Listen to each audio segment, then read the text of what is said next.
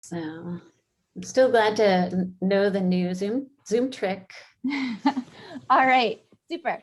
So I think, thank you, Jackie, for your help. So Christy, if you're ready, I will do my brief welcome and kick us off here. All right, great. So thanks everyone for joining us. We are glad you're here virtually. You may know me, I'm Elena Traster, professor here at the Massachusetts College of Liberal Arts, the Environmental Studies Department. And many of you know the semester's Green Living Seminar is organized around the theme Individual Actions and Environmental Sustainability. All of these webinars are free and open to the public. They take place on Wednesdays at 5:30, and you're welcome to see what else is coming up and to register for upcoming presentations at www.mcla.edu/greenliving, all one word. And there you can also find the link to our YouTube channel and the recordings of our previous presentations. Today's presentation will go for about 45 minutes or so, and it will be followed by a Q&A session. We will leave the Q&A box open throughout the presentation, so if you ever have a question, feel free to enter your question anytime, and we'll get to those at the end. Just a quick announcement about next week's presentation. We hope that you'll come back and join us next week. Wednesday, March 24th, we will hear from Dr. Angela Sanguinetti. She's a research environmental psychologist at University of California, Davis, and she's going to be presenting a lecture titled How Emissions Information Can Help Prompt Travelers to Purchase Greener Flights. So today's presentation on the psychology of sustainable behavior will be given by Dr. Christie Manning. She's the Director of Sustainability at Macalester College. In addition to serving as Macalester's Director of Sustainability, Dr. Manning is a faculty member in the Department of Environmental Studies. The co-authored publications include the forthcoming text Psychology for Sustainability, Psychology and Climate Change, and a 2017 review article in the journal Science, Beyond the Roots of Human Inaction, Fostering Collective Effort Toward Ecosystem Conservation. Thanks so much for joining us. We're really enthusiastic to hear what you have to present tonight. I'll turn it over to you. Thank you all. Thanks, Elena and Abby and Jackie. I am glad to be here. I am coming to you from my kitchen in St. Paul, Minnesota, where we had a March snowstorm 2 days ago, and it is now melting. And one other thing, given the pandemic working from home, I am also joined by my friend, Bina, our dog, rescue puppy, pandemic puppy, who is sleeping now, but may decide she's going to come join the presentation at some point. So just so that everybody is prepared. Most people enjoy meeting Bina. I don't always enjoy having her interrupt me when I'm on Zoom. All right, so I am going to talk with you about the psychology of sustainable behavior. I want to preface what I talk about by what I think of as the stakes in which we're talking about green living, just transition to more sustainable systems, all the ways that you could frame a discussion of and sustainability, basically. And this is a snapshot of the Guardian webpage from back in December, when a group of scientists talked about the urgent situation we find ourselves in. They published this letter from scientists to society. And a side note that I have been in conversations this week with some of my colleagues here at Macalester College who are troubled by the using of the phrase collapse, which they see it as a particularly Western Eurocentric way of thinking about the predicament that we're in. And in particular, from an Indigenous perspective, it's problematic. So I just want to acknowledge that. And here is a quote from that letter. It again uses the collapse, invokes the word collapse. And I'll let you read it.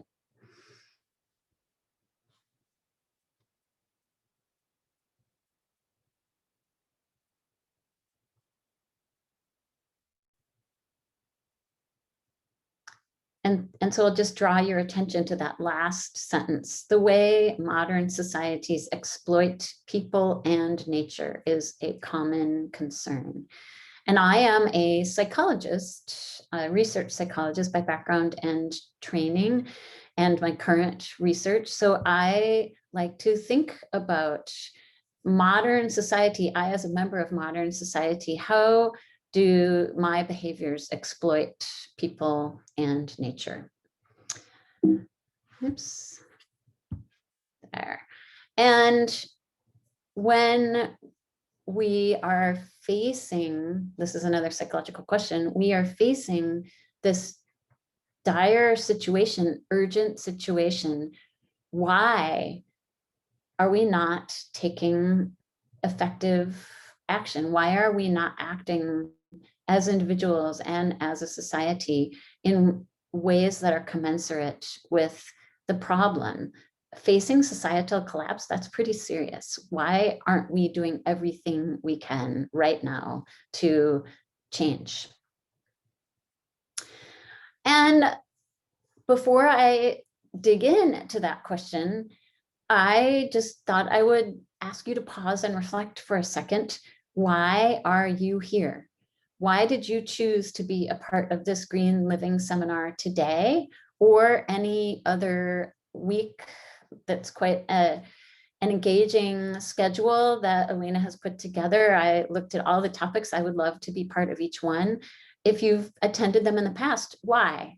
What is it that motivates you to be here, to be curious about this topic? Do you feel a sense of urgency? Is it fear that motivates you to be here? Or is it the possibility of transformation and transition? Is it excitement about the future that makes you want to be here? And so I would put that question to all of you. And then I will say, just tell you a little bit about why I am here. I'm here because you can see on the right, I have two children, two daughters who are 16 and 21. And the things that we talk about when we talk about transition to a just future, just sustainability, we're talking about things that are most definitely going to impact their futures, and also all the students I work with here at Macalester, different cohorts of different classes that I have taught. The one on the bottom is the very last class I had exactly 1 year ago with my semester-long class right before lockdown, when we all started to meet online the very next day. So that was my very last in-person class with all my students. They still have a special place in my heart. And we talk in all my classes, we talk about what motivates behavior toward sustainability. So now I'm going to start the psychology introduction to my talk. And I'll just add that all the futures of all of these students, the now, the present, and the future of all these students and of my children is what keeps me going, what makes me be here today, what engages me in the work that I do every day. Now, you've probably seen photos like this. The last couple of years, we have seen great deal growing media attention to the issue of plastic pollution in our oceans. This is a slightly older photo. Here is an ocean garbage photo taken in the last year. It was taken sometime June, May or June. So even early in the pandemic, the trash, the extra consumption by human beings has been showing up in the world's oceans. So how would you frame this? How would you talk about this problem? How do you think about this problem? Do you even think it is a problem? My argument, and one of the things I say on the very first day of my Psychology of Sustainable Behavior class, is that trash in the ocean, climate change, these are not quote unquote environmental problems. And of course, I have to acknowledge that there are certainly landscape impacts. These problems manifest in the environment. That is certainly true. And trigger warning, a sad picture of wildlife. You probably see lots of wildlife photos of turtles stuck with plastic around their shells, or birds with plastic in their stomach, or creatures caught in plastic bags, fish and birds. Heartbreaking photos. Indeed, there are wildlife impacts from the trash, especially the plastic trash, from climate change. So there are other forms of environmental manifestations of these problems. And we know that there are ecosystem impacts, most of which we don't fully understand. We know that there are microplastics in ecosystems, every type of ecosystem. I just read a report earlier this week that PFAS chemicals have been found in the snow at the tip of Mount Everest, in addition to being found in Arctic tissues of Arctic sea animals, etc. So we know that we are impacting ecosystems. But I would still argue that these are not environmental problems, but instead human behavior problems. And a few more caveats or acknowledgements. These are human behavior problems. And we know this, I suppose these are actually expansions. We know that these are human behavior problems that also have impacts on human health. So these are human behavior problems that don't just impact wildlife and beautiful landscapes.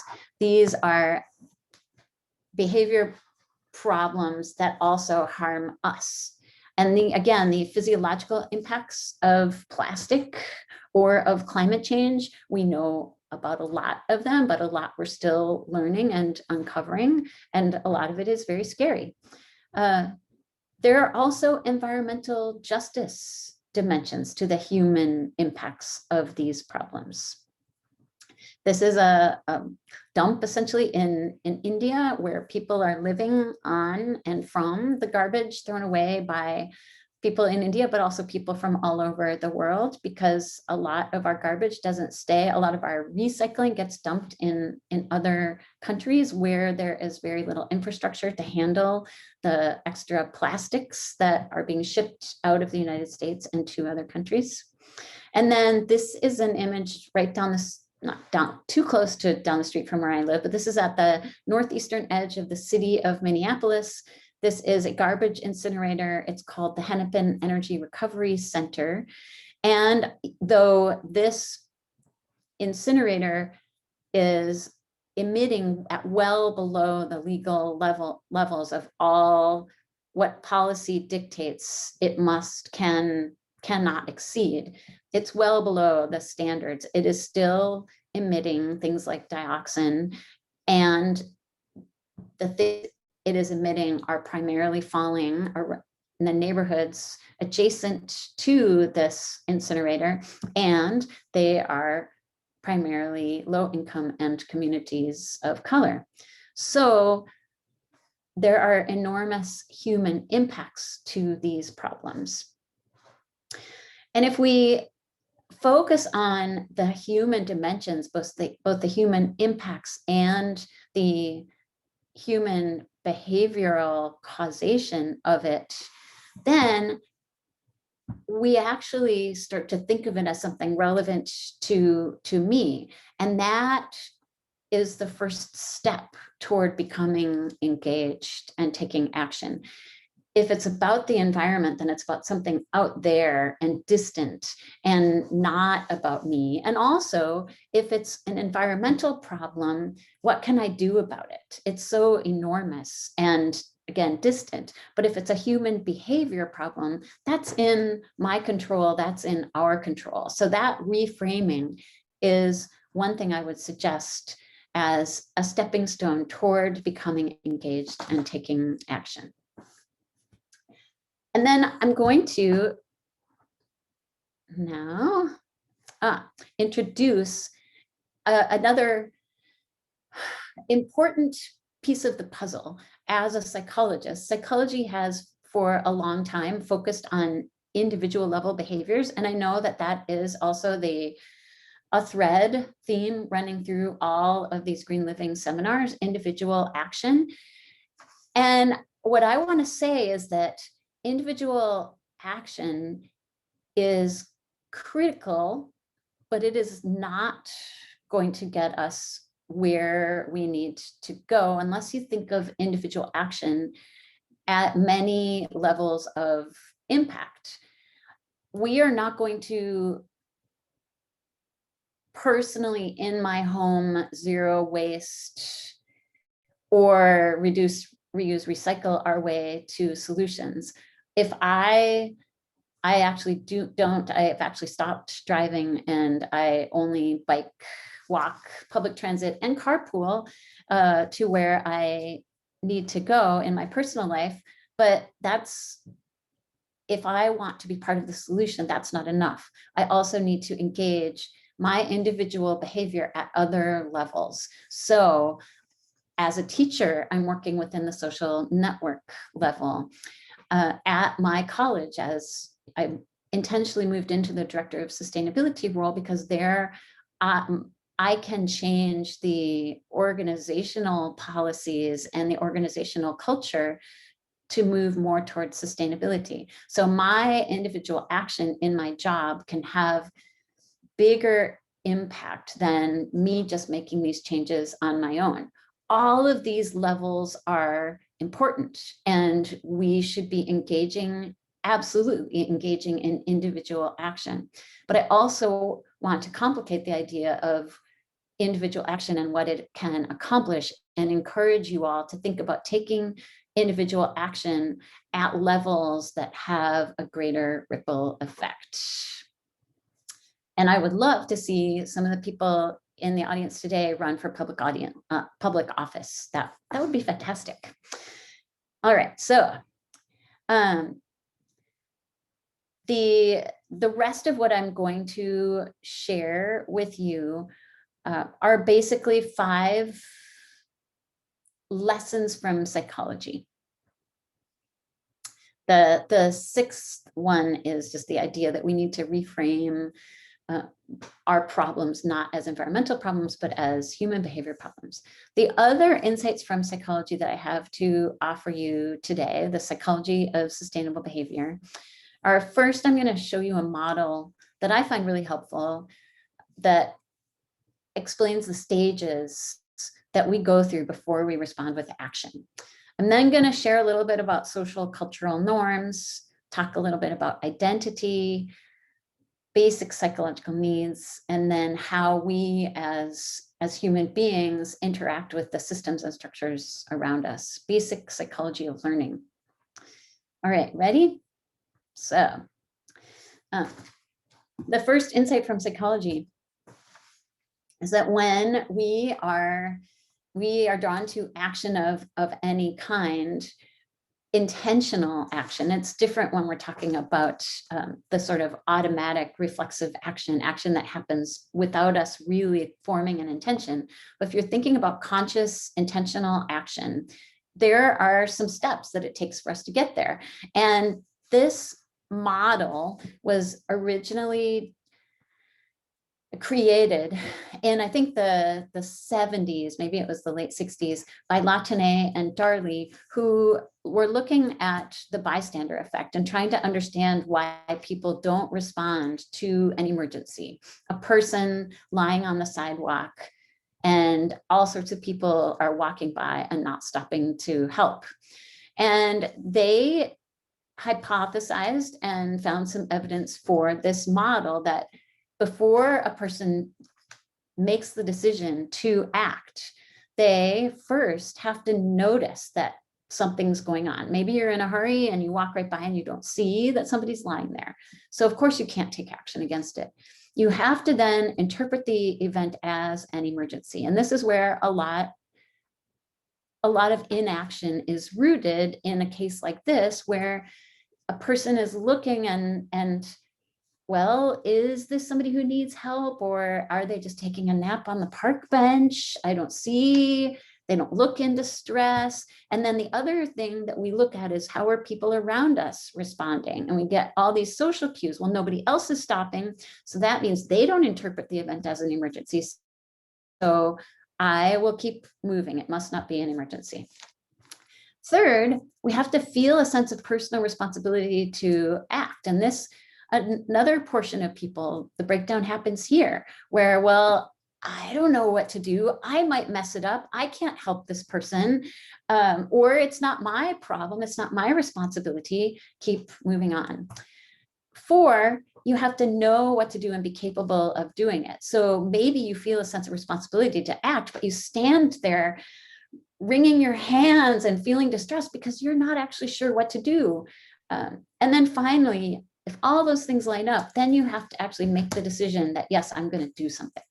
And more recently, in the early 2000s, 2 scholars at Oberlin, Cindy France and Stephen Meyer, they took this model and they applied it to the issue of global climate change, which I prefer to talk about as the climate crisis.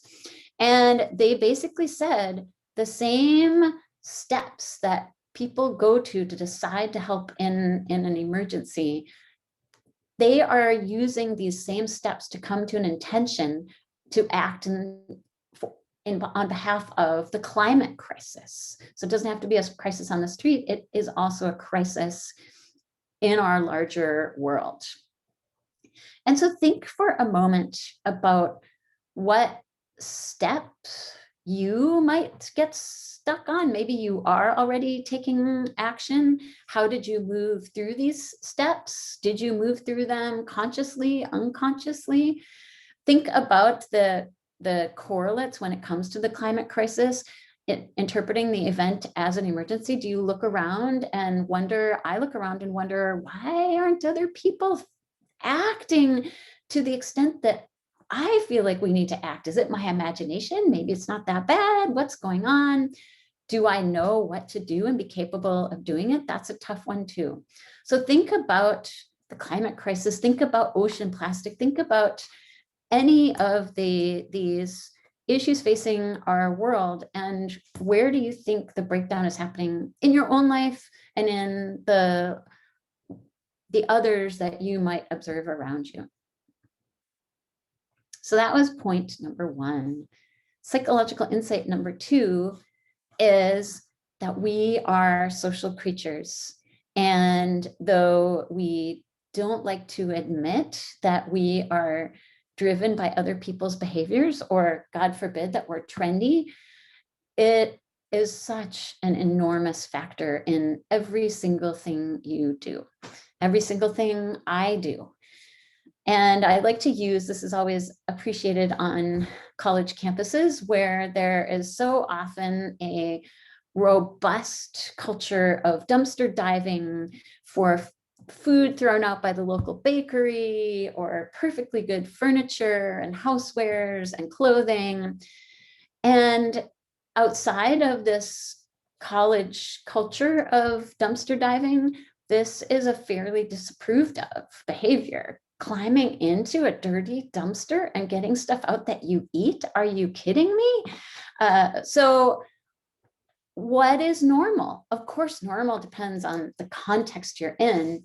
But I would also say that outside of that cultural context, college culture context, where dumpster diving is approved of, cheered, it is really, is it normal that our society thinks it's okay to throw away perfectly good food, that we accept that as normal, whereas we frown upon people going in and doing something about it?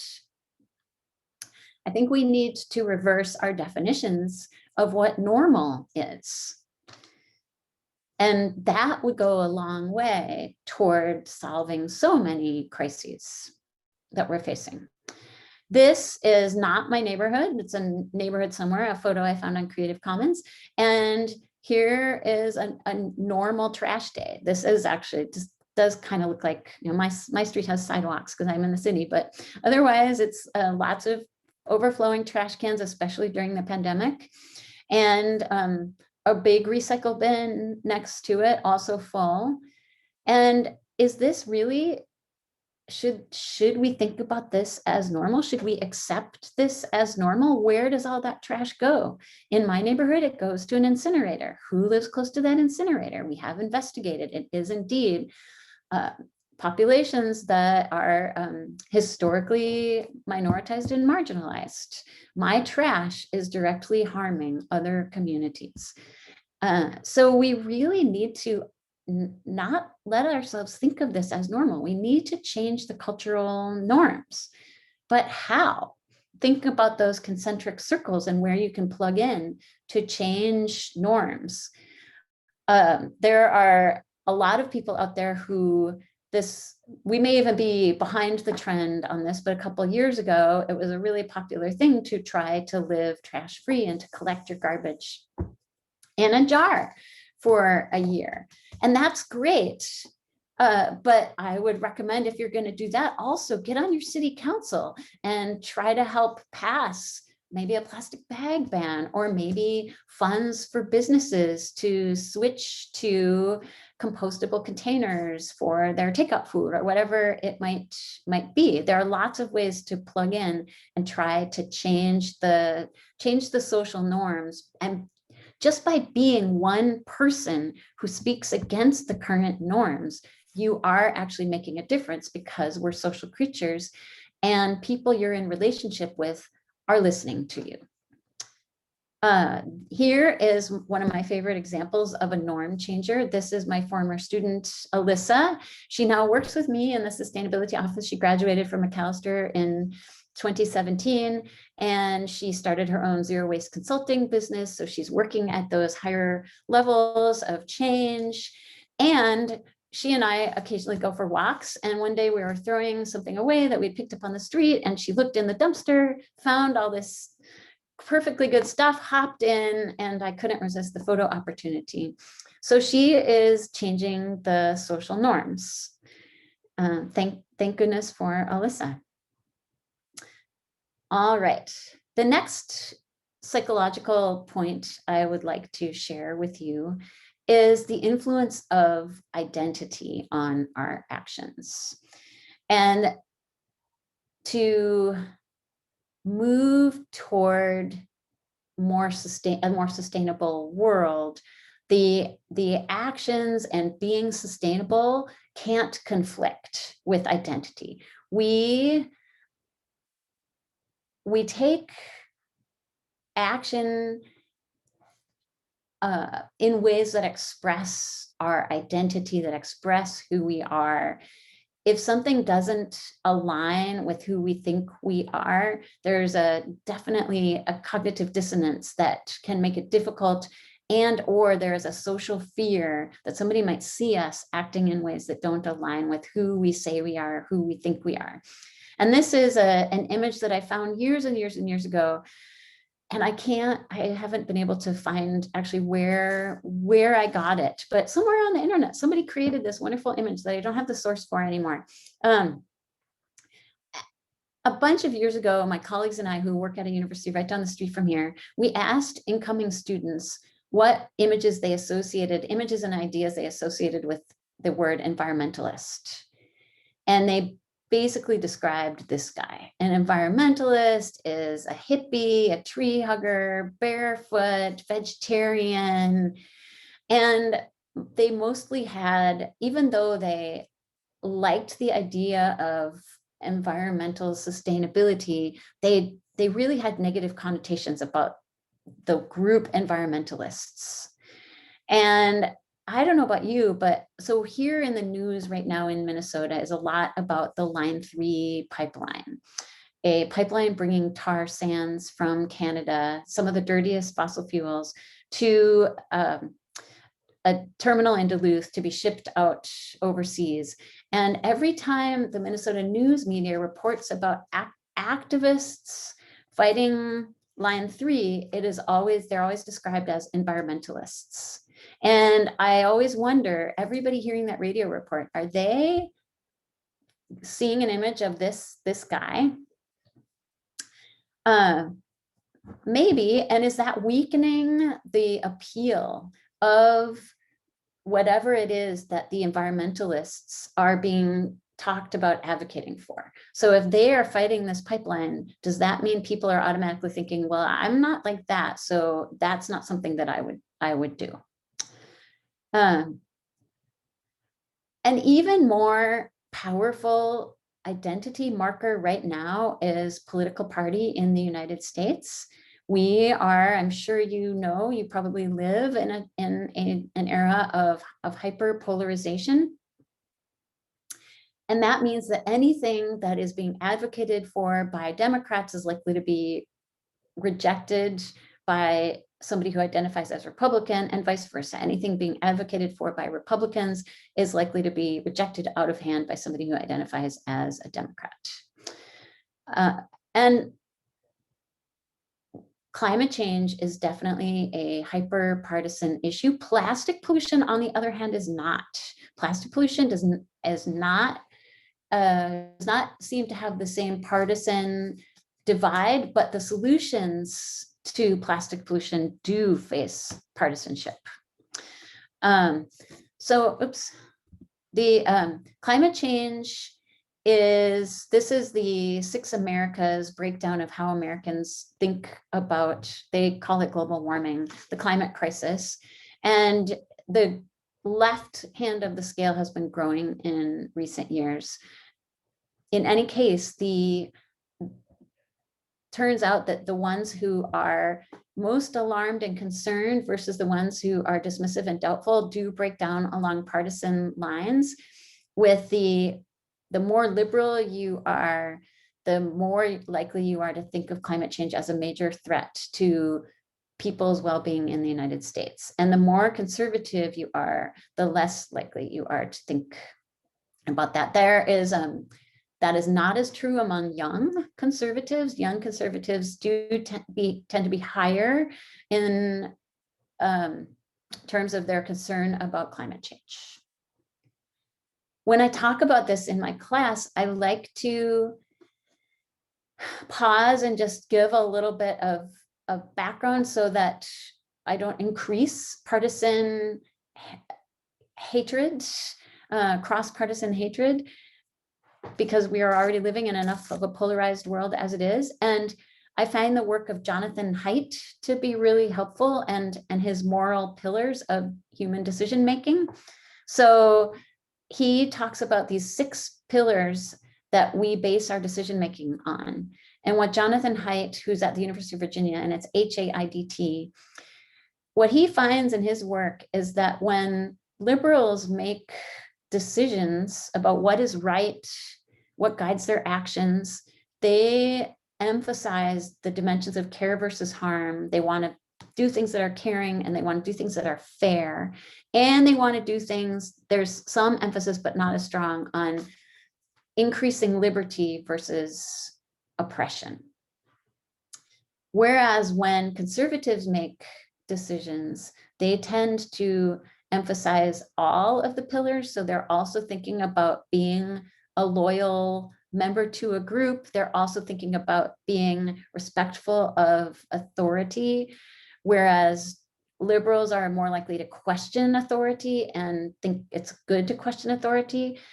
Conservatives also tend to think more about purity, especially purity in terms of religious ideas of purity. And then conservatives are also thinking about liberty, care, and fairness. And so it is not that conservatives are, or liberals, that anybody is driven by evil intentions. It is that the moral pillars that different groups use to make their decisions are actually different enough that they look at the same issue and come to different conclusions about it. So I won't say any more about that, though it's a topic I love to talk about. So identity is really important in terms of decisions about what you are, whether you are going to live sustainably or not. And right now, the conservative bias is identity bias is not as strongly in favor of climate change action in particular compared to the liberal identity bias. So we're almost done. I have 2 more things to tell you about. The next psychological insight is that we all have basic psychological needs. And I have a very favorite psychological theory. And anybody who takes my class at Macalester, my psychology class, leaves knowing all about self-determination theory. And self-determination theory, it's a theory of human motivation. It posits that we humans are motivated to do things to the extent that those things fulfill and don't conflict with 3 basic psychological needs. And these needs have been validated across culture. So it really does seem to be not just a USian thing, but possibly a species-wide human thing. We have these 3 basic psychological needs, and they are for a sense of competence, that I can do things gracefully and successfully in the world. I'm competent. I have autonomy, so I can make my own choices. I can guide my own way. And relatedness. I have relationships with others, and doing this action, participating in this, whatever it is, this thing is not going to close me off from the people I care about. Which you can think about if you are a conservative leaning person. You may be hesitant to say, I'm going to go join a climate protest today, because that might put a wedge between you and the people that you care about, even if they actually also believe that we should be taking climate action. If you think that that's a conflict with their identity, you're going to feel hesitant to participate. So these self-determination theory explains, I think, a lot about when we are motivated or not to participate in sustainable action, to do things that lead to a more just, sustainable world. And it also makes me think about, so since autonomy is such an important basic human need, it also means we have to be really careful about policy. Makes me think about the times that policy, when it takes away a right that people think they have, then they are going to rebel against taking that action because you have taken away their autonomy by putting this policy into place. And you see that with plastic bag bans. If they're not done correctly, people get mad, and then they go and they hoard plastic bags so that you can't take their plastic bags away from them. So think about self-determination theory. And the last piece, so we've covered relatedness, autonomy, is the idea of competence. And I love this example. I think about all the things, all the new behaviors that are required to live in a more sustainable world: insulating our homes, trying to shop zero waste, biking more, using public transportation, and how scary some of these behaviors can be the first time you try them. We have these bike racks on buses here in the Twin Cities, and the first time I put my bike on that bike rack, I couldn't get the bike on correctly, and the bus driver was glaring at me. And then I got on the bus and I felt like everybody was staring at me because I had taken so goddamn long. And then I worried the whole time I was sitting in the bus that I hadn't done it right, and the bike was going to fall out and cause like a 10-car pileup on the freeway. So I overcame that competence gap. But a much better way would have been if I had had a chance to practice this in a safe place. And so it turns out that at the state fair, at the Minnesota State Fair, there's a fake bus with a fake bike rack, and you can practice putting your bike on it until you feel comfortable, so that when you have to do it in real life, in the wild, you've already achieved a level of comfort with that action. So finding ways to increase people's competence is another way, and increase your own competence is another way, another tip from psychology, how to go about creating a more sustainable world. Now, finally, the last thing that I'll talk about is, and maybe it should be the first one because it's really basic psychology. We are like any single-celled organism out there, any creature at all. We move toward the things that feel good, are rewarding, are easy, and we move away from the things that are painful, aversive, uncomfortable, inconvenient. And then you think about, this is a sort of a zero waste, but it's also a climate example. You think about the simple act of eating these days and the choices you may be confronted with, even in your own college dining hall. So much of the food at the grocery store these days is wrapped in multiple layers of packaging that all goes into the trash. Very little of it is recyclable, and then it's questionable whether it even gets recycled. So much of it has a heavy climate price tag as well. But these are the easy options, and my children would argue the options that taste better too. I don't know if I agree with them about that. Even if you're trying to eat healthy, there's a climate cost to all the delicious produce that you can get at Trader Joe's in the middle of winter. And though I have heard that they're phasing out their plastic packaging, it is still all wrapped in layers of plastic. So it's really hard. It's inconvenient. It can be more costly to eat in ways that are zero waste, climate friendly. It takes more work to cook, to prepare the food as opposed to the prepackaged things. And so these systems that we live in make it really easy to do harm and hard to be regenerative. And the harm doesn't just extend to the environment. This is getting back to the human impacts. The harm, the food that is less expensive is also often the food that is heavily treated with pesticides. The farm workers who picked that food probably worked under less than humane conditions. They are often most impacted by the pesticide use, et cetera, et cetera. So the systems are not only harmful to the natural resource base that we all depend on, the systems are also crushing human flourishing.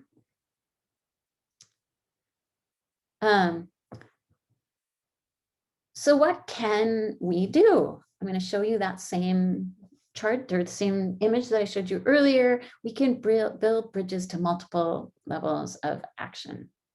So again, I want you to think about your individual behavior, not just in terms of what you do in your own home, but how can you have a larger ripple effect? How can you work at some of these other levels of impact?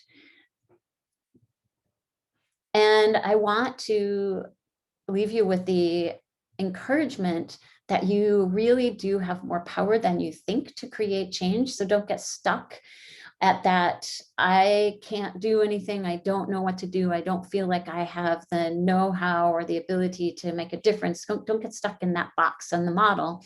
Instead, know that you as a social being, as a node in our interconnected society. This image is the amoeba of social change that came from Alan Atkinson's Believing Cassandra book.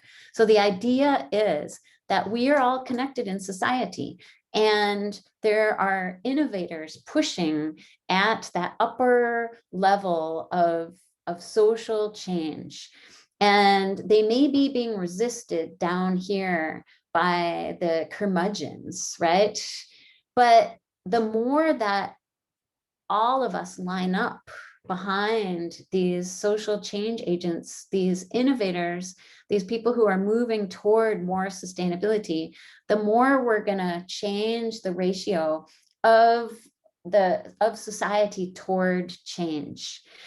And eventually, even though we may have these laggards way in the back who are resisting with their, feet stuck in the ground, pushing back, eventually, because we are all connected in our society, they will be brought along by the wave of change. And you actually have the most power in your relationships, in the daily or even weekly or monthly or yearly contacts you have with people who know you, people who are affiliated with you in your clubs, in your churches, in your school, in your political identity group. Anybody you have an affiliation with, you have a lot of influence that you probably don't even realize over what they consider the appropriate behavior and the appropriate attitude towards things like sustainability, environmental justice, climate crisis. And I'll just remind you about my friend and colleague and former student, Alyssa, and how she has leveraged her relationships and now is working with me in the sustainability office to also try to impact change at the college level, starting a business, working with all these businesses, working with her classmates while she was still a student. She has really created a lot of ripple effect of change through her individual actions and through sharing her knowledge. I'm not going to argue that it is easy to say out loud what you believe in and the actions that you're taking.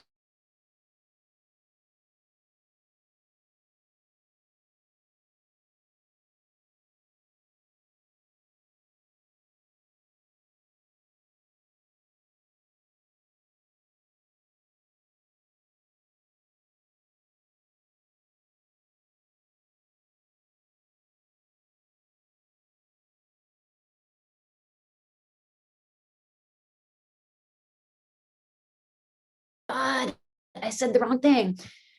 If we want the world to change, we have to keep in mind that saying the thing we really believe in is going to make people uncomfortable.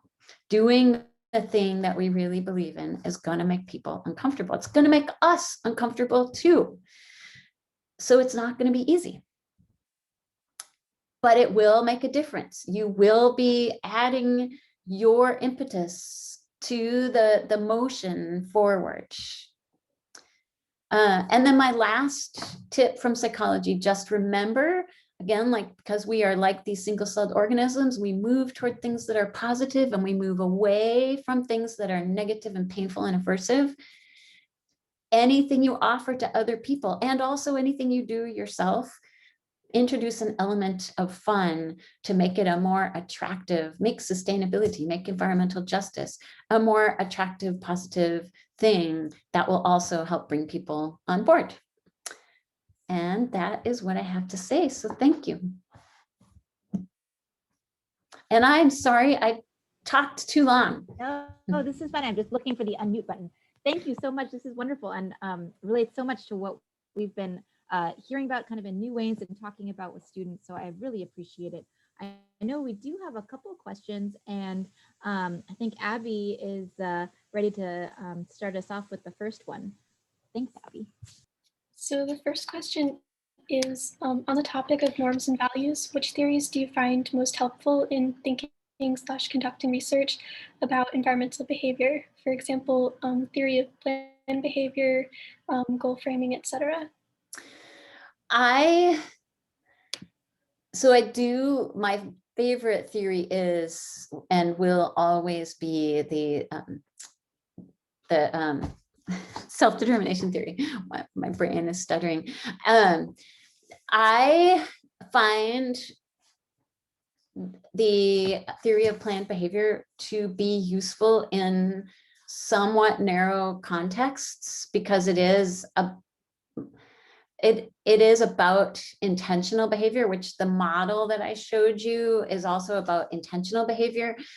But there is so much of our behavior that is outside the boundaries of conscious intention. And so I find self-determination theory to be more encompassing of those situations where we're responding to something because of a sort of unconscious sense of, ooh, I don't really like that. And we don't know it's because I'm going to feel incompetent. We don't recognize consciously that, oh, it's because somebody over there is giving me the stink eye because I'm doing something that's outside the norms. And that is the limitation, I would say, in the theory of planned behavior, that there's so much outside of conscious control that is important to think about. I really like nudge theory, which you may have learned about in the context of this seminar. That's also the idea of creating environments or creating choice situations where the more sustainable behavior, the more beneficial behavior to the individual or in the long term or to society is the behavior that is easier. So for example, if you get a driver's license and you're automatically enrolled as an organ donor, that is nudge theory. So you don't have to take the action of enrolling yourself. You have to take the action to unenroll yourself. And another application of nudge theory would be, and this is also sort of loss aversion, but if you have to pay for a plastic bag, whereas you don't have to pay if you bring the reusable bag, that's also a choice architecture that is set up to encourage you to bring to bring along a reusable bag. There are lots of examples, and I really like nudge theory. I hope that helps. Yeah. Great, thanks. I think there's another one. Megan, did you want to take the next one that came in here? Yeah, sure. That was a follow-up question to the first one, saying, also curious for your perspective on encouraging behavioral change by generating that sense of urgency without overwhelming people so much that they disengage. Oh, that's such an important and a tough question, right? Because there is the sweet spot, and I actually haven't seen psychological research that directly addresses this. So I'm drawing my conclusions just from my very broad read of the psychological literature. And what I believe, based on that very broad read, is that we do need both the stick, the sense of this is bad and it cannot continue, and we need the carrot. We need there is this great new thing that we can move toward that will be so much better, and I really want to go there. Exactly how much and what the right ratio is of both of those really depends on the situation, on the person. I don't know of any research that addresses that, but it is the key that we always need to have some amount of both. We need to know that it's untenable to not take action, but also that it's also not hopeless, that there's a lot of really good things that we can do, must do to achieve something positive on the other side. I would love to, if some of you engage in that kind of research and then share back with me what you find. I think